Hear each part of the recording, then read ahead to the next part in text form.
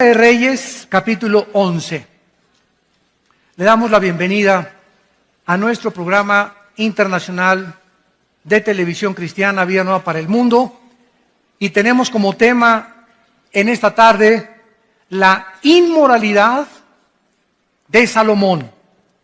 La inmoralidad de Salomón. Primera de Reyes, capítulo 11. Pero el rey amó,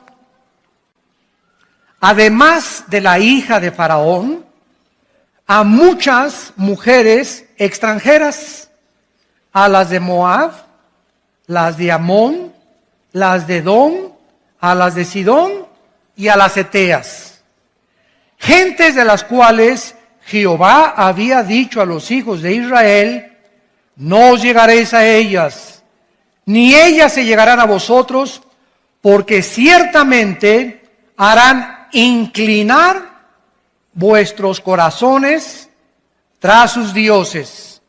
A estas pues se juntó Salomón con Amor, el jacarandozón de Salomón.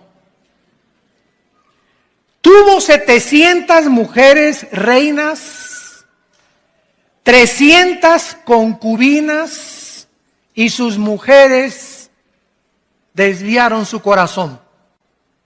Y cuando Salomón era ya viejo, las dejó. ¿Eso dice? No, ¿verdad? En esta época podríamos llamarle rabo verde.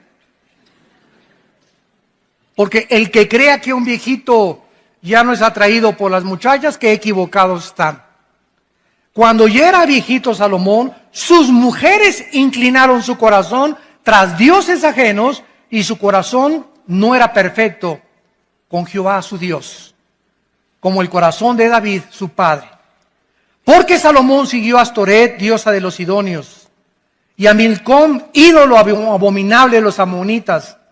E hizo Salomón lo malo ante los ojos de Jehová, y no siguió cumplidamente a Jehová como David su padre. Edificó Salomón un lugar alto a Quemos, ídolo abominable de Moab, en el monte que está enfrente de Jerusalén, y a Moloc, ídolo abominable de los hijos de Amón. Así hizo para todas sus mujeres extranjeras, las cuales quemaban incienso y ofrecían sacrificios a sus dioses.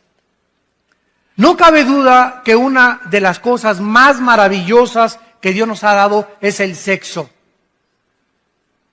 El sexo es precioso, maravilloso, encantador, celestial, usado dentro de la esfera del matrimonio y nunca fuera del matrimonio.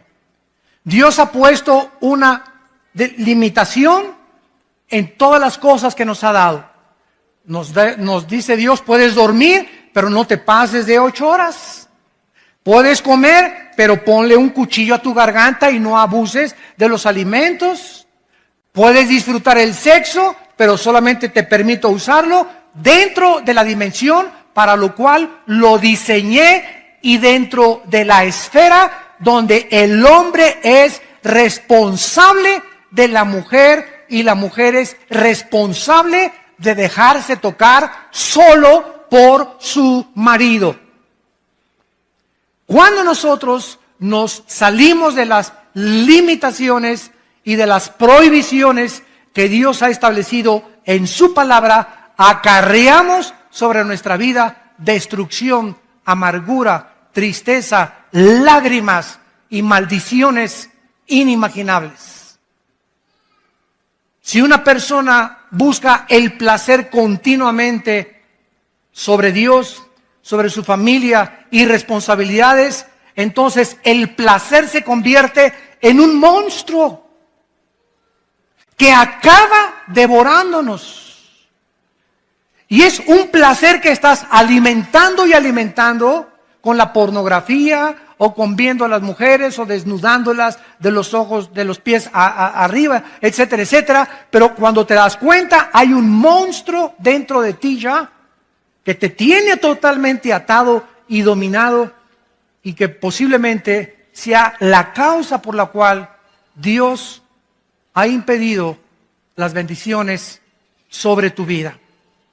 De la misma manera, las riquezas y el lujo no son pecado. No es pecado ser rico, ni ser millonario, ni tengas envidia porque un hermano llega en un Mercedes-Benz, o porque un hermano llega en un BMW, o porque alguien trae un Ferrari. Si la envidia fuera tiña, como dice el dicho mexicano, ¿verdad? ¿Cuántos estarían tiñosos? Sin embargo, hay muchas personas que tienen el derecho de traer un Mercedes-Benz y un carro. ¿Por qué? Porque en la misma proporción le dan a la obra de Dios. Porque no solamente los ricos son avaricientos, sino que hay pobres que son peor de avaricientos y de codiciosos que los mismos ricos. Entonces la avaricia y la codicia no solamente es de los ricos, también es de los pobres. Es que yo no tengo para darle para Dios, eres un codicioso y ambicioso, y como dijo don Teofilito, y ahí te quedarás en la mediocridad, porque no has entendido que al darle a Dios, Dios te puede bendecir y multiplicar la cosecha. Pero por tu incredulidad y tu avaricia, no puedes jamás llegar a comprarte más que tu bochito que traes. Y aunque no es pecado tampoco, ¿verdad?, traer bochito, no tengas envidia de los que tienen un carro o una casa más lujosa que tú. Hay millonarios en Estados Unidos que gracias a ellos ganan $1 millón al mes y dan 600, 700 mil dólares al mes a los misioneros y a las iglesias en el mundo entero, y viven con $300,000 al mes. Y como ve Dios que le dan más del diezmo y más, y el dinero no lo guardan y lo guardan y lo guardan y lo guardan, Dios los sigue bendiciendo, porque Dios está buscando instrumentos a través de los cuales canalizar sus bendiciones al mundo. Pero si Dios te da y le echas y le echas y le guardas y ahí va a llegar un momento en que se cierra la llave y todo lo que tienes aquí se va a hacer un agujero y se te va a salir. O vas a gastar pagando en un secuestro, o vas a gastar en un accidente o en el hospital, pero el diablo va a venir por lo que guardamos y le robamos a Dios. Porque o se lo damos a Dios o se lo damos al diablo. Y más vale que se lo des a Dios, porque el devorador viene a arrebatarnos lo que ya perdió, la bendición sobre Dios. La vida de Salomón es un ejemplo poderoso y trágico de lo que le puede suceder a cualquier persona que se abandona a los placeres de la vida y se olvida de Dios. Salomón alcanzó bendiciones inimaginables de Dios, de prominencia, de reputación internacional y de una sabiduría que la Biblia dice en el Nuevo Testamento que después de Cristo, el hombre más sabio que ha existido desde Adán y Eva se llama Salomón. Pero los placeres y el lujo acabaron con los talentos y los dones que Dios le dio a Salomón, y comenzaron poco a minar su corazón hacia Dios, a debilitar más y más su carácter, acabando por destruir su vida espiritual. Vamos pues a nuestro pasaje y vamos a analizar en primer lugar las dos principales causas de la caída de Salomón. Y antes les recuerdo lo siguiente: el hombre más sabio de la historia, Salomón, y el hombre más fuerte de la historia no fue Charles Atlas ni Rambo, fue Sansón. Al hombre más sabio de la historia y al hombre más fuerte de la historia los derrotó una mujer. Y las mujeres, por otro lado, se podrán dar cuenta el poder tan grande que existe en ustedes sobre nosotros. Una mujer derrotó a Sansón, Dalila, tu sobrina, y a Salomón, no solamente una, ¿verdad?, sino que se sirvió con la cuchara grande, como lo vamos a ver. Bueno, dice aquí en el versículo 1, el rey Salomón amó, además de la hija de Faraón, O sea que tenía corazón de condominio. Además de la hija de Faraón, y había mucho en aquel tiempo de matrimonios políticos. Los reyes muchas veces se casaban con la hija del rey de Francia, con la hija del rey de Inglaterra, o con la hija del rey del Líbano, etcétera, etcétera, para hacer en aquel tiempo alianzas políticas. Y muchos matrimonios eran forzados.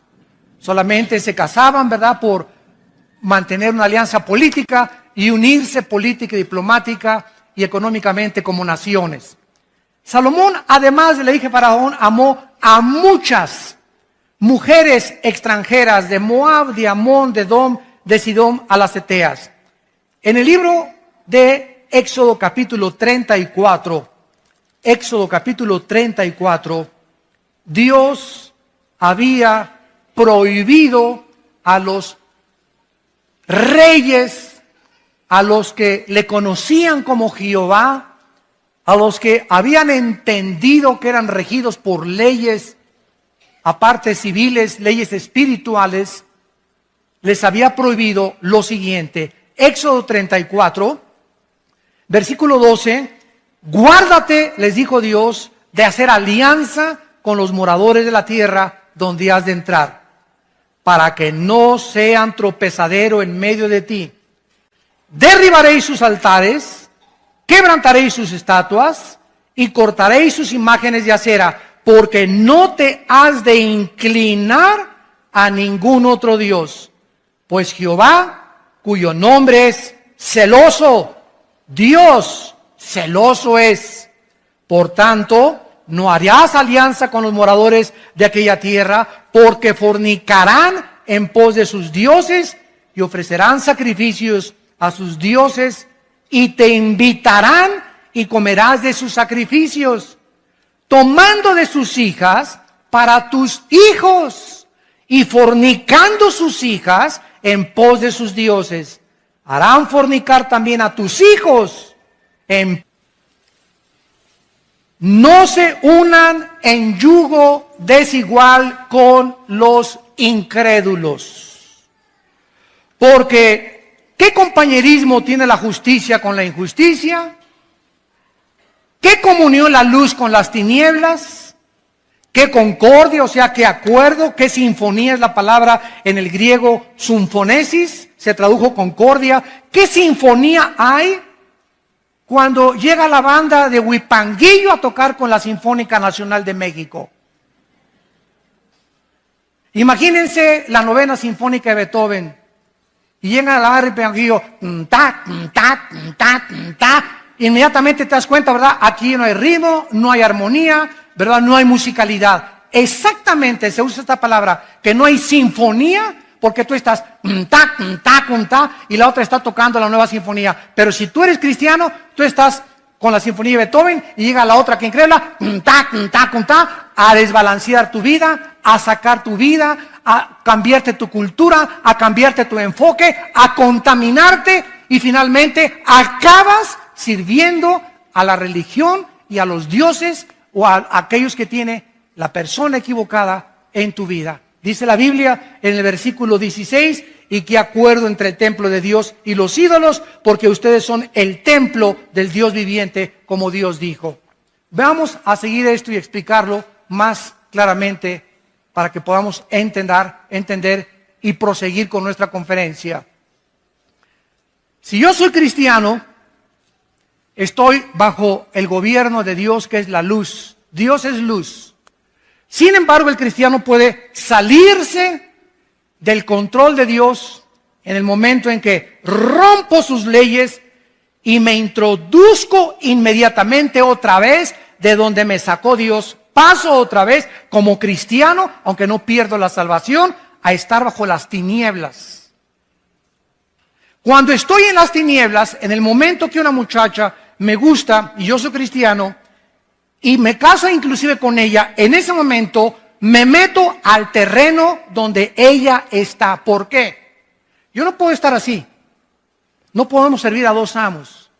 En el momento en que yo acepto mi compromiso con una persona que no es cristiana, estoy saliéndome, lógicamente, de los mandamientos de Dios. Estoy ya en desobediencia, porque Dios me dice en su palabra que yo no me case con una mujer que no sea cristiana o con un hombre que no sea cristiano. Entonces, al estar en el mundo de las tinieblas, pero yo me sigo llamando cristiano. Bueno, en el Antiguo Testamento así les pasó a los sacerdotes. Decían a Baal lo adoraban e iban al templo a adorar a Dios.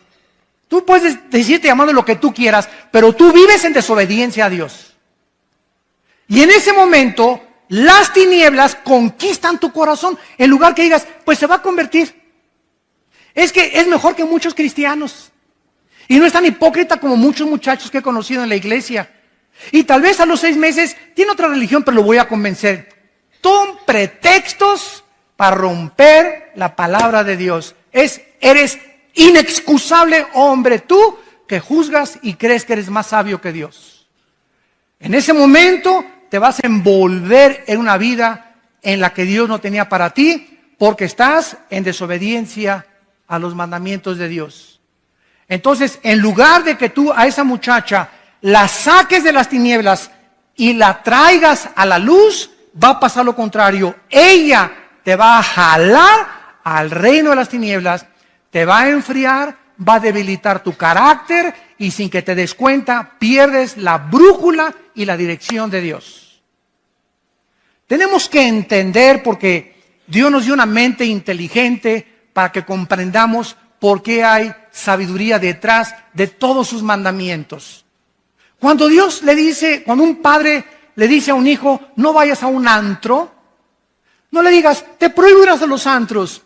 Tu hijo, no, papá, tú eres un viejo ya anticuado, que tú eres del Antiguo Testamento, y de verdad, y tú ya no tengo por qué hacerte caso.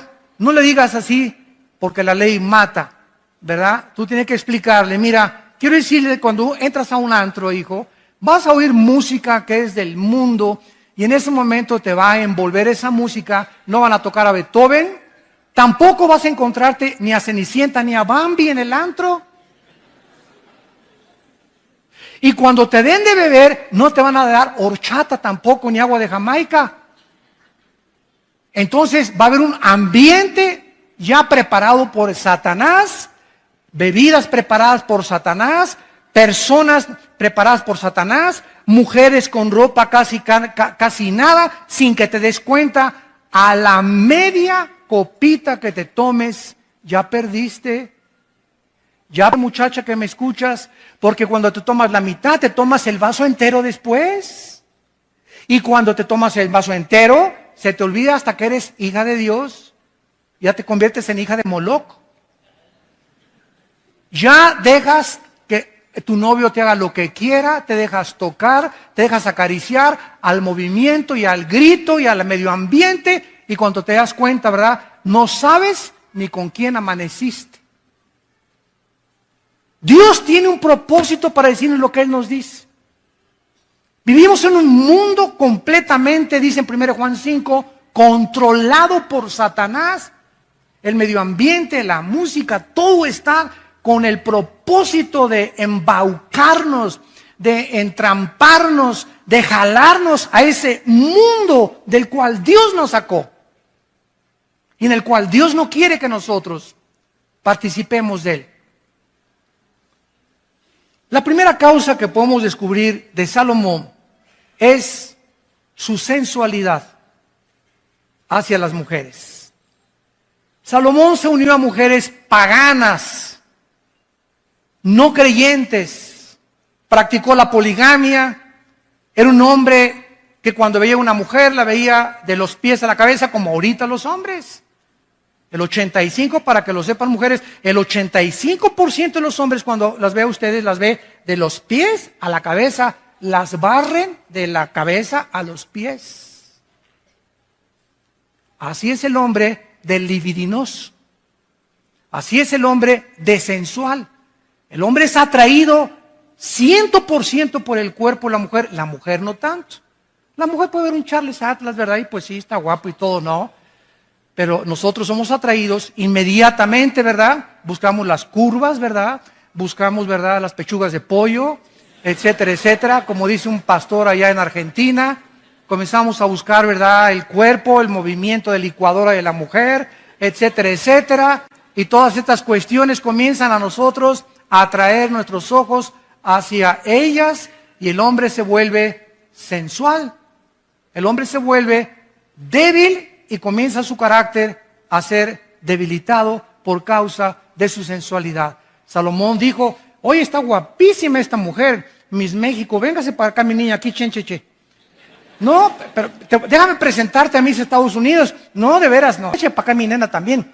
No, te vamos a traer a Miss Perú. Ahora, imagínense ustedes, tú dices, bueno, Salomón, ¿verdad? Pero si tú tuvieras el dinero de Salomón, la fama de Salomón, el poder de Salomón, no lo culpemos. Cualquiera de nosotros hubiera hecho lo mismo. Porque separados de Cristo, nada podemos hacer.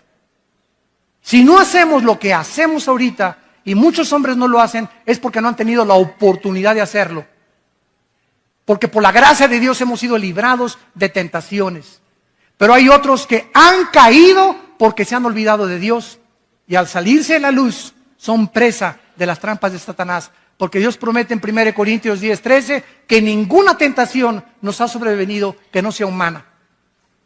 Sino que fiel es Dios, el cual cuando venga la tentación, si estás en la luz, ojo, si estás en la luz y en la mañana oraste y en la mañana leíste la palabra de Dios y viene doña tentación a tocarte la puerta, mandas a Jesús a que le abra la puerta, no la abres tú.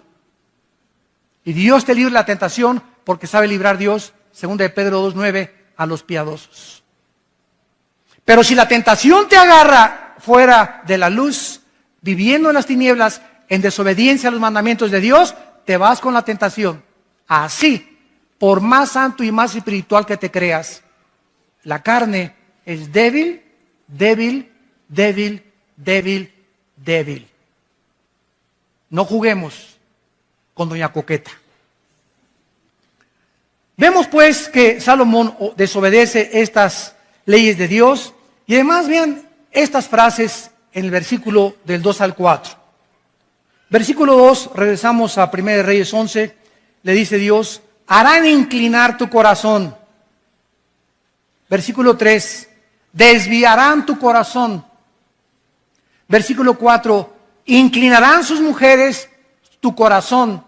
Versículo 4, su corazón finalmente no era perfecto para con Dios. Vamos a explicar esto. El corazón en la Biblia se traduce en el hebreo con la palabra lev. L de Lola, E de Enrique, B de Víctor. Lev. En el Nuevo Testamento es la palabra cardios con K. De ahí viene la palabra cardíaco o cardiovascular, etcétera, etcétera. Entonces, la palabra corazón significa el asiento de mis emociones, de mis sentimientos, de mi voluntad y de mi intelecto. En el momento en que mis emociones son atraídas por otra persona que no es mi esposa, o por un muchacho que no es cristiano, o por una muchacha que no es cristiana, mis emociones son infectadas. Mis sentimientos me comienzan a engañar porque engañoso es el corazón más que todas las cosas. ¿Quién le conocerá? Y una vez que estás debilitado emocionalmente, debilitado sentimentalmente y debilitado emocionalmente, caes fácilmente y tu corazón acaba apartándose de Dios. Le das a esa mujer el lugar de Dios. La conviertes en una diosa. Conviertes en ese hombre en un Dios. ¿Quién es un ídolo? Cualquier cosa que nos robe los afectos, nuestro tiempo y nuestra devoción a Dios. Puede ser el fútbol, pueden ser las mujeres, puede ser tu amante, puede ser tu esposo, puede ser el dinero, puede ser el placer, cualquier cosa a la que yo le dé más tiempo, más devoción y más dedicación que a Dios es un ídolo. No solamente una estatua a la cual me inclino, algo que ha robado el primer lugar de Dios en mi corazón. En segundo lugar, vemos nosotros que aparte de que el corazón es el centro de nuestras emociones, en el libro de Oseas, en el Antiguo Testamento, capítulo 7, versículo 9, dice la Biblia, devoraron extraños su fuerza. Y él no lo supo. Canas le han cubierto y él no lo supo. ¿Cuál es el mensaje aquí del Espíritu Santo? Bueno, a veces llegamos al espejo y, caray, no me había visto esta cana. Caray, aquí tampoco esto. Y pasan 3 meses, caray, estoy lleno de canas. Y nunca supimos cuándo comenzaron a salir las canas, ¿no es cierto? Salieron imperceptiblemente. Dice la Biblia que las fuerzas también las comenzamos a perder imperceptiblemente. Las mujeres comienzan a debilitar tu fuerza y te comienzan a debilitar tu carácter, comienzan a infectar